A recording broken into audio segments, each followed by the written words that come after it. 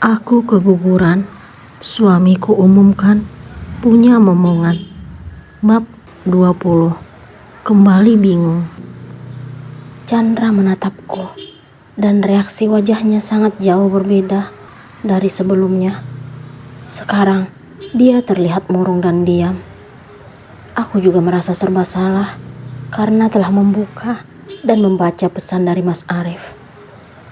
Aku tidak mengerti. Ketika sedang berduaan dengan sang pujaan hati, tiba-tiba Mas Arif menghubungiku. Dia telah merusak suasana pertemuan dua insan yang saling melepas rindu karena tidak bertemu hampir 3 bulan lamanya. Sebaiknya aku membuka pembicaraan terlebih dahulu untuk mencairkan keadaan kami yang tiba-tiba terdiam. Aku sangat mengerti bagaimana perasaan Chandra setelah mengetahui Mas Arif masih menghubungiku. Kok diam? Tanyaku kepada Chandra. Enggak apa-apa. Jawabannya singkat. Kamu marah? Tanyaku kembali. Apa aku punya hak untuk marah, sayang?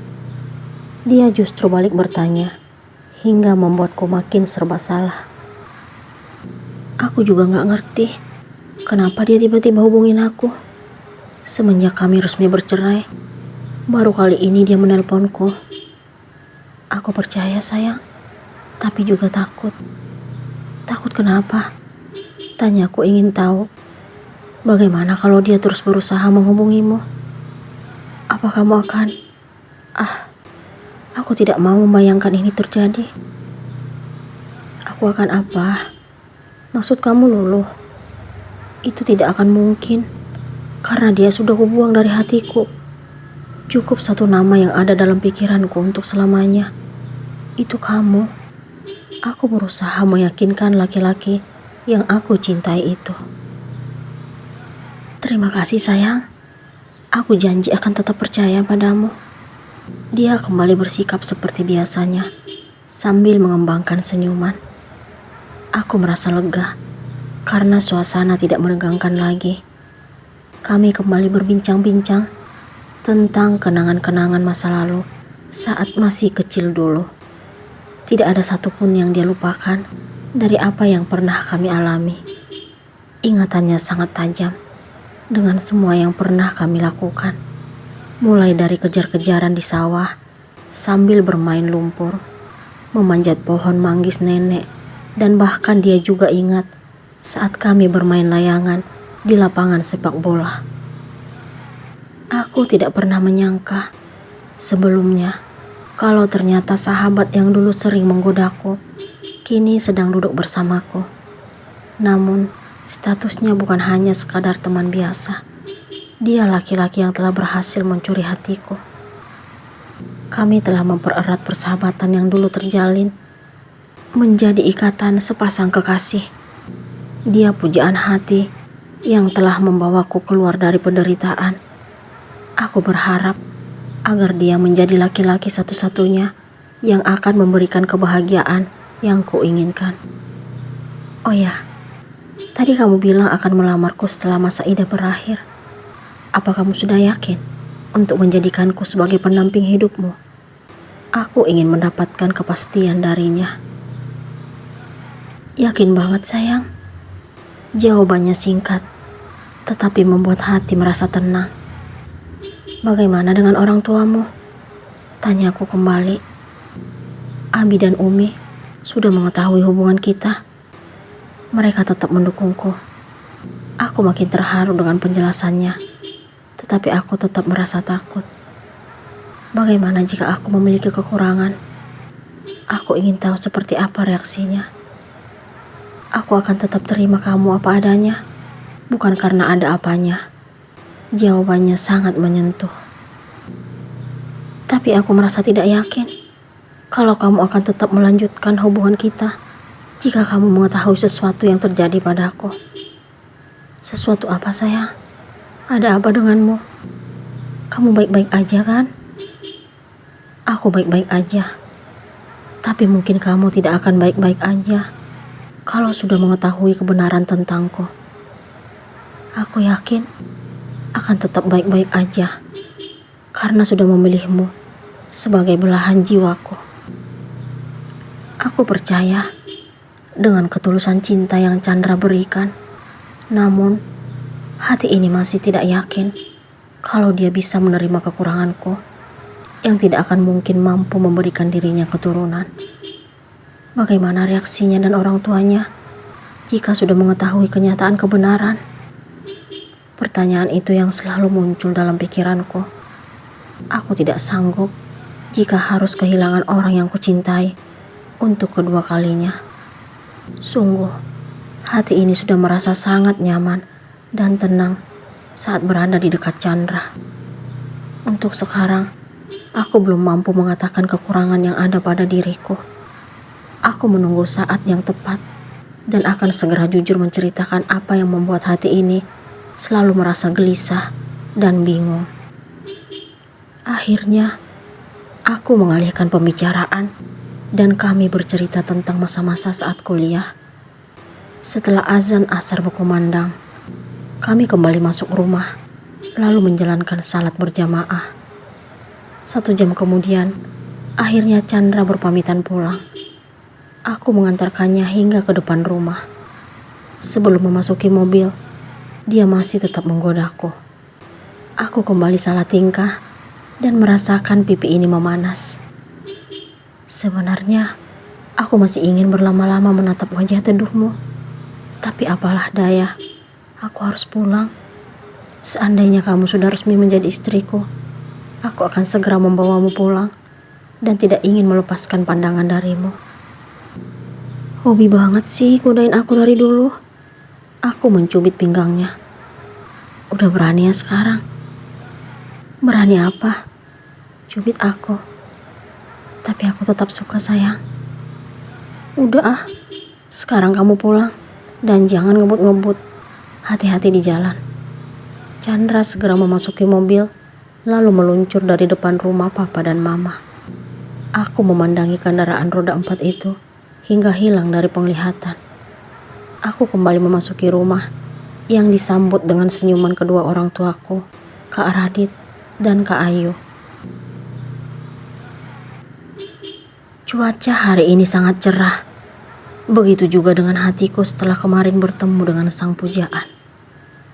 Saat sedang menikmati udara segar, tiba-tiba Mas Arif berlari menghampiriku yang sedang duduk di kursi teras depan rumah.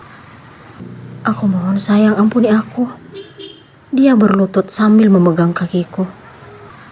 Kamu apa-apaan sih, Mas? Aku kesal melihat tingkah laki-laki itu. Kenapa dia bisa lolos melewati pagar depan? Pak Yono kemana? Aku tidak tahu harus berbuat apa agar kamu bersedia memaafkan aku. Dia tetap memegang kedua kakiku. Lepasin, aku gak suka seperti ini. Aku berusaha berdiri, tetapi sia-sia. Maafin aku sayang. Jangan manggil aku dengan sebutan itu lagi. Kita sudah tidak memiliki hubungan apa-apa. Kamu hanya orang asing untukku, gak lebih. Aku berusaha untuk bersikap tegas. Aku ingin kita kembali seperti dulu lagi. Itu tidak akan mungkin. Pergi kamu dari sini. Aku mengusirnya. Izinkan aku memperbaiki kesalahan yang dulu aku lakukan. Tolong kasih aku satu kesempatan. Aku mohon. Apa yang keluar dari mulutnya membuatku mual. Jangan pernah kamu mengucapkan sesuatu yang tidak mungkin. Aku minta kamu pergi sekarang. Atau aku teriak nih. Aku tidak akan pergi sebelum kamu maafin aku. Aku sudah memaafkanmu. Bahkan aku sangat bahagia karena kamu sudah menceraikanku. Aku merasa bebas mencari kebahagiaan yang kuinginkan. Jika kamu sudah memaafkanku, kembalilah padaku. Kita mulai dari awal lagi, dan kamu akan menjadi istriku satu-satunya. Aku tidak mengerti dengan jalan pikirannya. Jangan mimpi kamu, Mas. Aku berusaha lepas dari Mas Arif hingga berhasil. Aku melihat Pak Yono berlari ke arah teras rumah. Dia tampak panik dengan wajah memerah, lalu menarik tangan Mas Arif. Maafin saya, Non. Saya tinggal sebentar saja.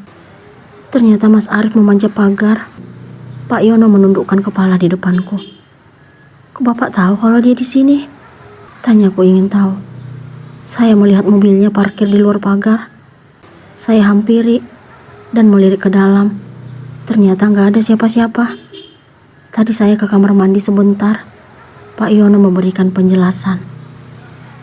"Kamu beneran manjat pagar, Mas?" Tanyaku untuk memastikan ucapan Pak Yono. "Iya, aku ingin segera bertemu denganmu." Ternyata dugaan Pak Yono benar. "Keterlaluan kamu, Mas. Bawa dia pergi dari sini, Pak." Aku makin kesal melihat Mas Arif. "Baik, Non." Pak Yono mencoba memaksa agar Mas Arif pergi dari rumah orang tuaku. Dia berusaha meronta dari cekalan Pak Yono. "Aku gak akan pergi dari sini. Aku ingin bersamamu." Dia tetap nekat mengeluarkan kata-kata itu. Tiba-tiba, Papa dan Mama keluar dari dalam rumah.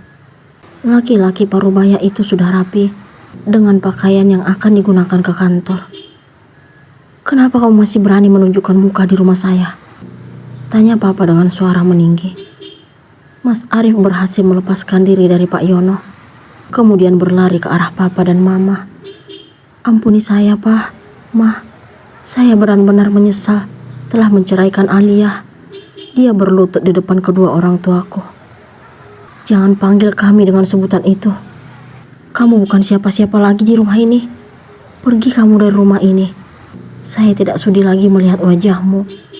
Sudah cukup penderitaan yang kamu berikan untuk anak saya." Papa terlihat sangat marah. "Tolong berikan saya kesempatan sekali lagi, Pak. Saya akan berusaha untuk lebih baik lagi. Saya janji." "Kamu benar-benar tidak tahu diri. Bawa dia pergi dari sini, Pak Yono." Akhirnya, Papa juga melakukan hal yang sama denganku. Pak Yono pun membawa Mas Arif pergi dari hadapan kami. Sungguh, aku tiba-tiba sangat kesal hari ini. Dia telah berhasil mengobrak-abrik hati dan perasaanku. Dia benar-benar tidak tahu diri hingga nekat memasuki lingkungan rumah Papa dan Mama. Mungkin dia berpikir bahwa aku wanita yang dulu mencintainya. Aku selalu menurutinya dan menghormati apa yang menjadi keputusannya sebelum Alexa memasuki rumah tangga kami. Akan tetapi, sekarang tidak dapat lagi disamakan dengan yang dulu. Kini, aku wanita yang statusnya jadi berubah karena perbuatan laki-laki itu. Seharusnya dia menyadari bahwa aku tidak akan pernah lagi menganggapnya ada. Aku sudah berusaha untuk memaafkannya, tetapi bukan berarti harus kembali mendampinginya. Semua itu tidak akan pernah terjadi, karena keputusan terbaik adalah berpisah dengannya. Dia tidak pantas lagi menjadi suamiku. Sekarang, aku ingin fokus menata diri dan bersiap-siap untuk melangkah maju, mencari kebahagiaan yang kuinginkan. Aku ingin menikmati hidup dan berbahagia bersama orang yang aku cintai saat ini. Aku melangkah memasuki rumah, sedangkan Mama dengan setia melihat Papa berangkat kerja. Wanita cantik parubaya itu sangat beruntung memiliki suami yang sangat mencintai dan peduli kepadanya. Aku berharap agar pendamping hidupku kelak juga penyayang dan penyabar seperti Papa. Sekarang, aku sudah berada di kamar indah yang selalu setia menemani sejak dulu. Aku menghempaskan tubuh ke tempat tidur, lalu memainkan ponsel yang mengeluarkan getaran. Aku melihat layar, dan ternyata pesan masuk dari Chandra. "Sayang, Abi dan Umi ingin bertemu kamu dalam minggu ini." Hatiku berdebar, tidak beraturan, membaca pesan itu. Tapi aku belum siap, Ndra. Aku mencoba menolak permintaannya. "Mereka ingin berbicara serius tentang hubungan kita. Umi bilang padaku kalau beliau sudah tidak sabar ingin memiliki cucu dariku.